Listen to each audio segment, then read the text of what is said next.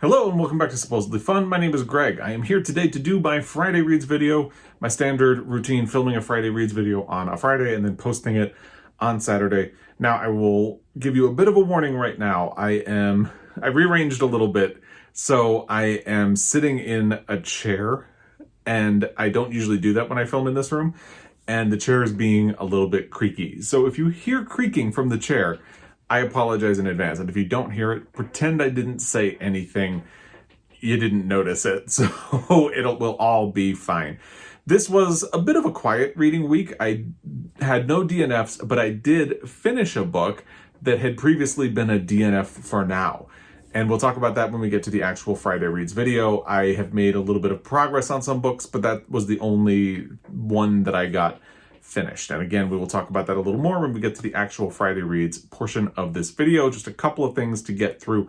The first thing is that it would be very remiss of me not to comment on the passing of Ed Asner. The Mary Tyler Moore Show is my favorite TV show, and it's a big loss. And it just so happens that the day he died was the day we were finishing a rewatch of the series. So the last two episodes of the series are one in which Mary and Lou Grant go on a date, which I always hate that episode because they had such a great business relationship and they never should have gone out on a date. And of course, that's what the realization they come to at the end of the episode. But still, to me, it just always seems really bizarre that that's a thing that happened. And if you ever watched 30 Rock, they really make fun of that notion that just because you have two leads that people are going to want them to end up together. So they really make fun of the fact that Jack Donaghy and Liz Lemon seem like they should go on a date, but they're absolutely not going to do that. So, but it is kind of a really cute Ed Asner episode. And then of course the last episode of the series, if you're familiar, they all get fired. And at the end, they're saying goodbye to each other. And his goodbye in that moment felt really emotionally poignant. So there were more than a few tears. And if you haven't watched the Mary Tyler Moore Show, it is on Hulu in the United States, and I would recommend it. I love that show a lot. It was a fun week. We also went and biked to the Hiawatha. If you are unfamiliar, it sort of straddles the Montana-Idaho border, and it is an old railroad track that has been converted into a bike trail. So you go over the trestles and through the tunnels and everything. It's a lot of fun. It's beautiful. There's a lot of history in that area because most of that area burned down during a fire in 1910. That helped create the National Parks Service. And Timothy Egan wrote a book about it called The Big Burn. I have not read that book, but my husband has, and he has really good things to say about it.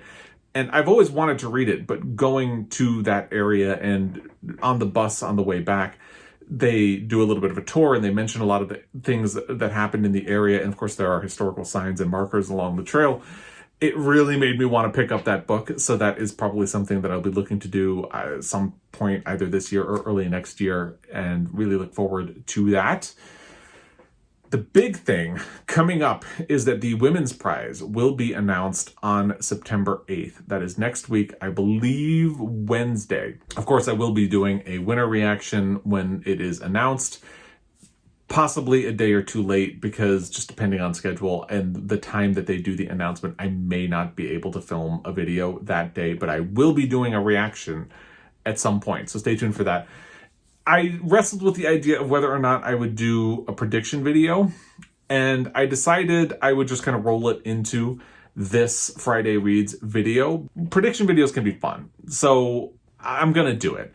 Now, if you're unfamiliar, the finalists are The Vanishing Half by Bennett, Piranesi by Susannah Clarke, Unsettled Ground by Claire Fuller, Transcendent Kingdom by Gyasi, How the One-Armed Sister Sweeps Her House by Cherie Jones, No One Is Talking About This by Patricia Lockwood. Now, of those books, there is only actually one that I haven't, two that I have not read. Piranesi by Susannah Clarke and Unsettled Ground by Claire Fuller are the two that I have not read. I have a copy of Piranesi. You can probably see it right there. I forgot to pull out the books so I could hold them up, but it is right here next to Jonathan Strange and Mr. Norrell. I have it. I would like to read it. I just haven't gotten around to it yet. I've heard really good things about it. It seems like because it's a genre book, or leans toward being a genre book, it seems a little surprising that it made it this far into the Women's Prize, and I think that speaks to the quality of the book, or at least it would seem to.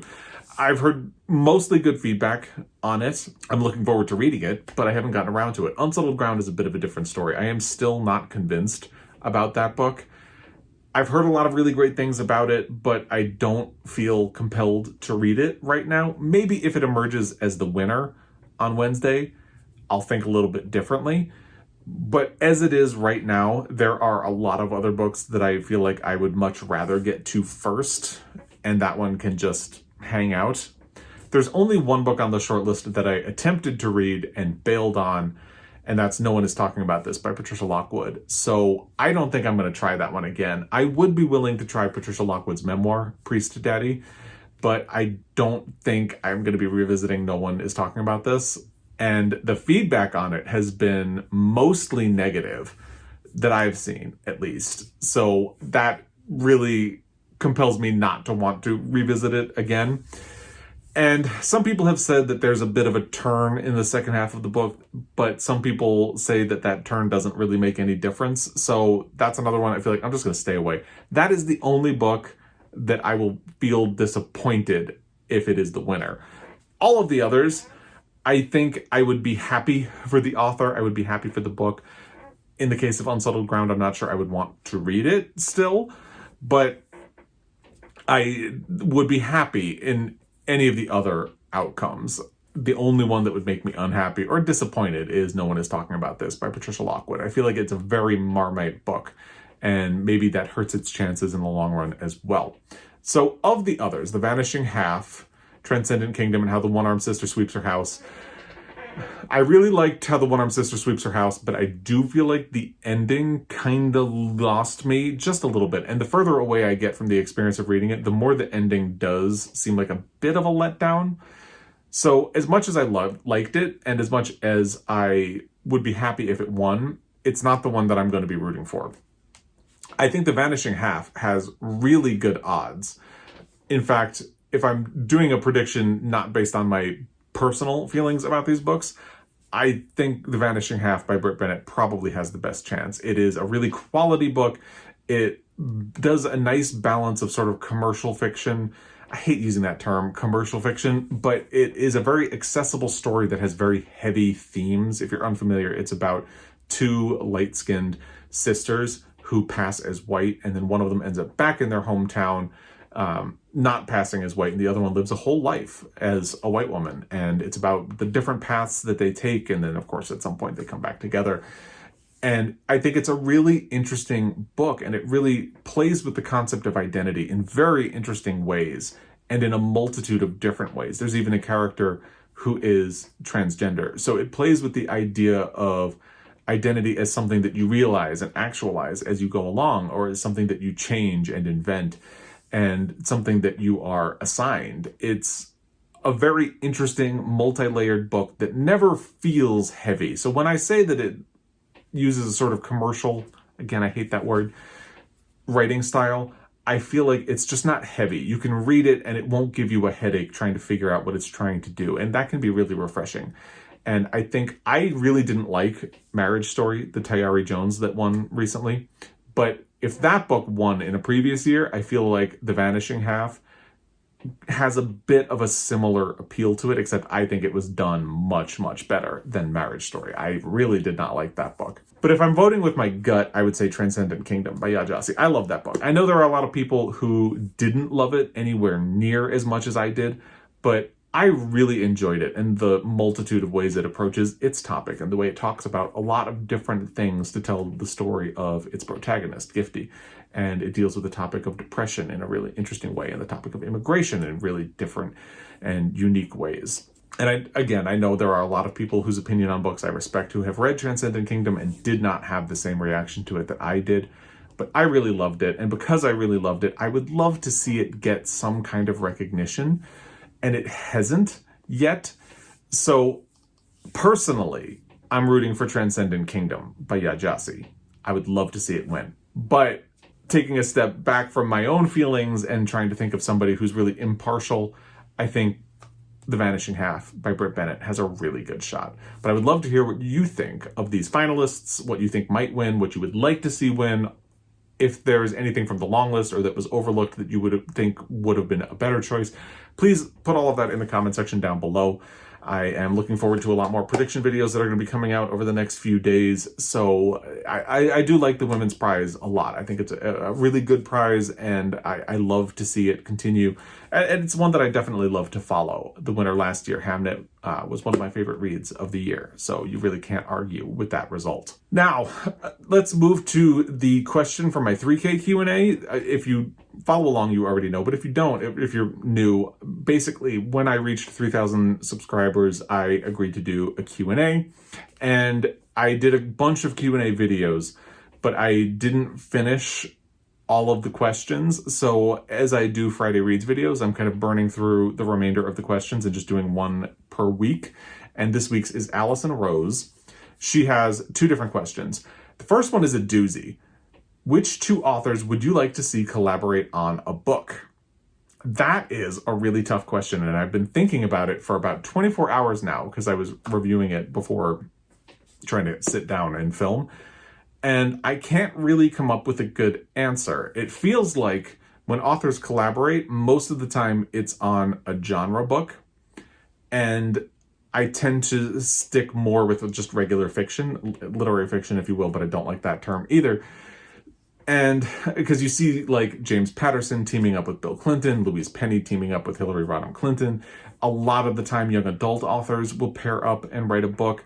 It happens in science fiction. This Is How You Lose the Time War was a team up of 2 different writers. So I don't have a lot of authors in those areas that I can think of. But what I think would be fun, and what I'm going to go with, and the problem is I don't have a specific person that I would pair up the author with, but I think it would be a lot of fun for some quote-unquote literary fiction authors to team up with an artist and do a graphic novel or a graphic memoir, something like that. And the 2 authors that immediately jump to mind for me, don't quite know why. Actually, Susannah Clarke would be a good option as well, and I'm pointing to exactly where her book is on my shelf. I'm not just randomly pointing. I feel like she would do a really interesting graphic novel that I would absolutely buy. So I just thought of that right now, and I'm going to add her to the list. But I think Jennifer Egan would be an interesting author to play with the graphic novel format, because she is very interested in different formats. If you are familiar with the book she won the Pulitzer Prize for, A Visit from the Goon Squad, there is a chapter that is told in PowerPoint.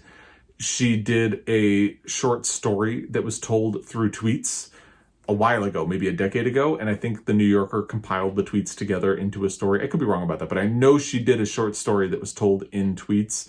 So it seems like she would be sort of a natural fit to experiment with a different medium. But thinking about other people, actually, I don't know why, but I think Bernardine Evaristo, her book is right there. I actually have 2 books of hers up there, but she, for whatever reason, I feel like would be a really interesting person to tell a story in a graphic novel format, or do a graphic memoir, because I would love to hear about her life. And I think she probably has a really interesting story. She, by the way, is the chair of the prize for the Women's Prize. So, not the prize for the Women's Prize. I'm not editing that out. It's staying in. And I feel like actually Miriam Taves would be another one. All female authors are the ones that are immediately jumping to mind, and I don't know why that is. But Miriam Taves, she's such a funny person, and I feel like she would have a really quirky and funny graphic novel.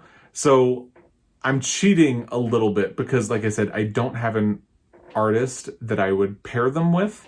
But I feel like that's the type of collaboration that I would be immediately interested in. Margaret Atwood would be a fantastic author as well. I'm all thinking of all women. And I just thought of that. Now that I have Margaret Atwood in my head, it's just like thinking of Susannah Clarke. I feel like that would be a natural fit. I think there is a graphic novel version of The Handmaid's Tale, but I don't think she collaborated directly. So I'd love to see her do something brand new, not working with an existing work that she's already put out and published. I feel like she would be a great fit for that. So that's the type of collaboration. And again, I'm kind of cheating because I don't have that. I don't have the second half of the collaboration. Alison Bechdel would be a fun, because I feel Alison Bechdel, I like her, but a lot of her work can be a little bit the same. So I feel like it would be fun to see her collaborate with somebody else. So maybe if she were to pair with any one of those people, that would be a really interesting collaboration. So that's what I'm going to go with. The second question from Allison Rose is, this is a non-bookish question. Please feel free to skip this if you prefer not to talk about it. I'm curious about your coming out story, if you have one. As a queer woman, I always like to hear from others about their own journey, their experience with understanding themselves, how it went with friends and family, etc. I actually did a video about that, and I will link it in the description box down below. And I'm not going to spend a whole lot of time talking about it now since I already did a video, but if you follow along, you know, I actually have a gay father. So he came out first when so my parents separated and divorced when I was 10, and then he came out immediately, but he didn't tell us until a year later. So I was probably 11 when I found out. And when he came out, I immediately made sense to myself. But I talked about this a little bit in my recent Friday Reads video from last week, which I will also link down below, when I talked about like a love story. It was a really unique time for me to be coming out. And one of the weird things about being a white man and a white gay man is that you can carry a lot of the privilege that comes with being a white man in America because people don't necessarily immediately know that you're gay. So when my father came out of the closet, I saw a lot of the negative reactions that people had because people weren't necessarily looking at me and thinking that they should censor what they were saying.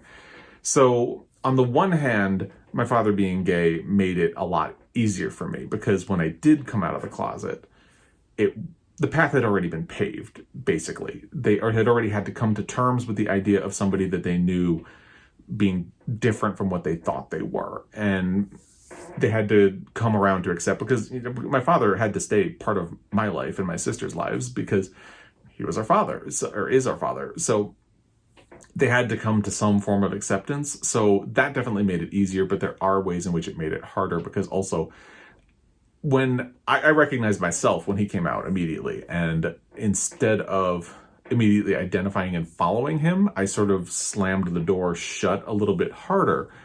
And part of it is because of everything I talked about in my last Friday Reads video with like a love story, but part of it is that I saw the way other people reacted to him. And so it was a give and a take.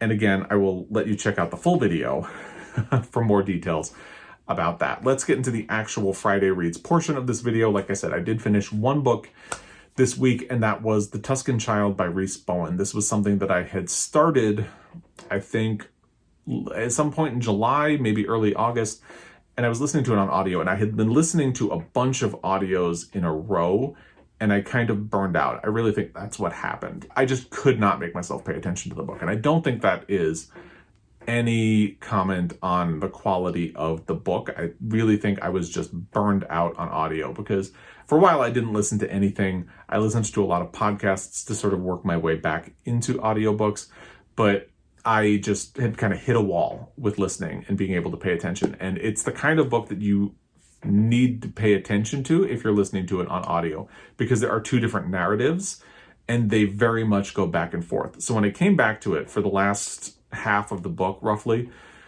I actually did get into it, but because I wasn't paying attention in the first half, or wasn't paying great attention in the first half, I felt a little bit confused about things that were happening and about some of the revelations that happened at the end. Thank goodness my husband read the book so I could ask him questions. Like some of the things I was like, oh, wow, I completely missed that. And he said, well, actually, they were kind of messing with your expectation. They kind of deliberately misled you to think something specific was going to happen, and then it turned out to be a twist on that. So in some cases, I guess I just assumed I had missed something, but it was actually a twist at the end.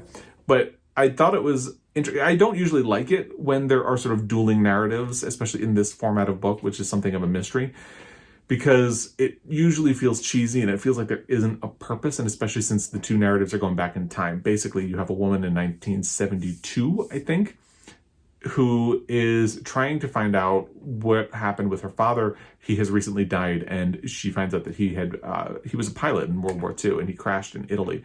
And she's trying to find out what happened to him while he was in Italy. And then the other narrative is her father.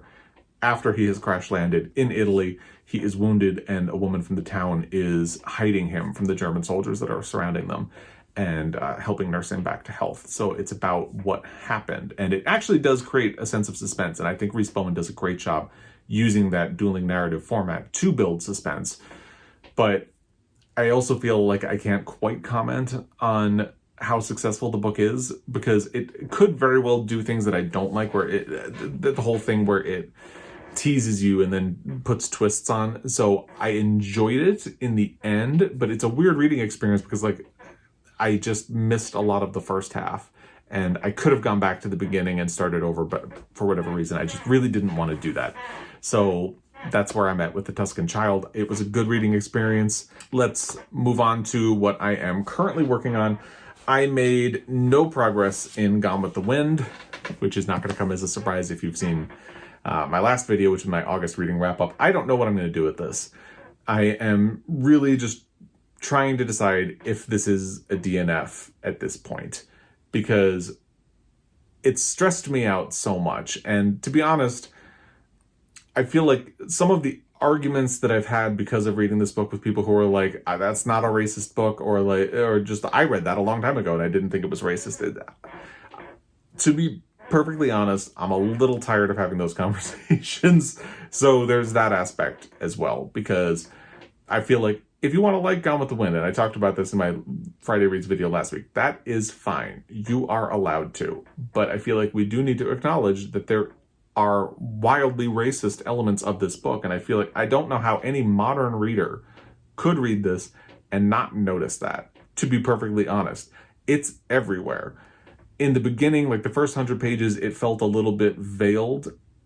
And there are elements where Margaret Mitchell is sort of toying with your subconscious so that you'll come away with the sort of racist ideas, or you'll assume that the black characters are worth less than the white characters.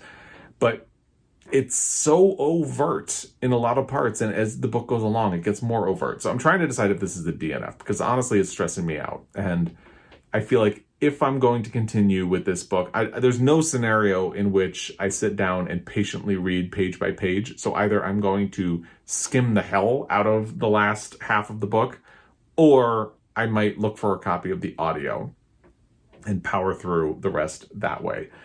Because it's part of my Pulitzer Prize project, I feel an obligation to finish, because I've set this arbitrary rule for myself. And that's the thing I have to remember. It's like, nothing is saying I need to finish this book, except me having this sense of obligation. Like, I've set this goal for myself that I'm going to read every Pulitzer Prize winner for fiction.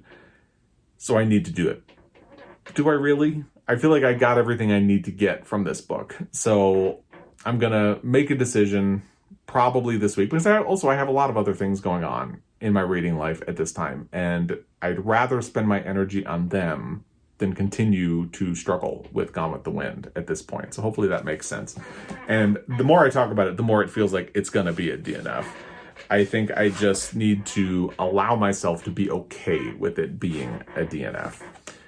But anyway, let's talk about the books I'm reading. And actually, I did start an audio, but actually I forgot to grab a copy of the audio because I have it in book form, and it should be right here. So let's start with that, actually. It's Damnation Spring by Ash Davidson.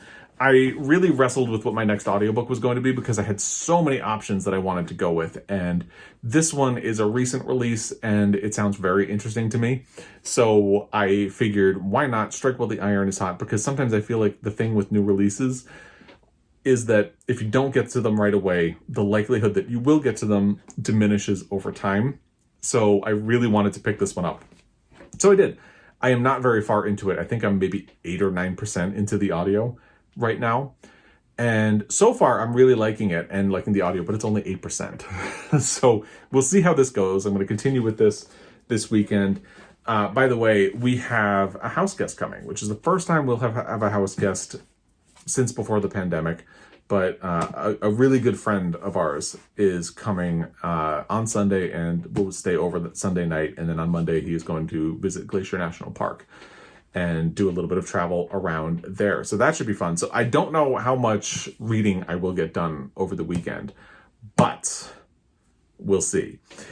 So the other things are my ongoing buddy reads. Now I'm reading 2 books at a time, which is something that I didn't want to do, but I think so far I'm managing to balance both, and it isn't a problem, and I think I can do this pretty easily. So the first one is Love Medicine by Louise Erdrich. This is a buddy read I am doing with Britta Bowler. I will put a link to her channel down below. And I finished the section that we were supposed to read. Actually, I finished the section we were supposed to do for last week. Last week, I was halfway through the section we were supposed to read, and then the weekend got away from me. So Britta very kindly agreed to delay until this week. So I finished the section. Now I need to send a message to Britta. I'm really liking this book. Each chapter is sort of a different perspective in the family. If you've read Louise Erdrich, any of her recent books or anything like that, it's very much the same. There's a big cast of characters in this family, and it seems to move between all of them. And all of the perspectives are really interesting. And I think a lot of how a Louise Erdrich book goes depends on how interesting the characters are and how they tie together with each other to tell a story. I didn't think The Night Watchman, the one that she won the Pulitzer Prize for, was as successful in that regard. I haven't thought La Rose was that successful in that regard, but I absolutely love A Plague of Doves. And I would say The Roundhouse was successful. Love Medicine seems to be doing exactly the same thing. So I'm looking forward to continuing in this. And the one I am just starting is the 5th season by N.K. Jemisin. This is with Erica from The Broken Spine. She has not really been doing videos, so I will put a link to her blog down below. And I'm really excited to read this. I had wanted to read N.K. Jemisin last year, so I'm glad that I'm finally getting around to it right now. Actually, from what I know of her writing and what I've heard from other people, she seems like an author who would do a really interesting graphic novel as well. So maybe throw her in there as well, but I haven't read her yet. So I've only just started. I am 32 pages in, and we'll see how that goes because it's still early times. Lots could go wrong with this book. So you can see I am sort of at the beginning stage with a lot of the books that I am reading this week. And we'll see how that goes. And I'll have more to report on next week when I do a Friday Reads.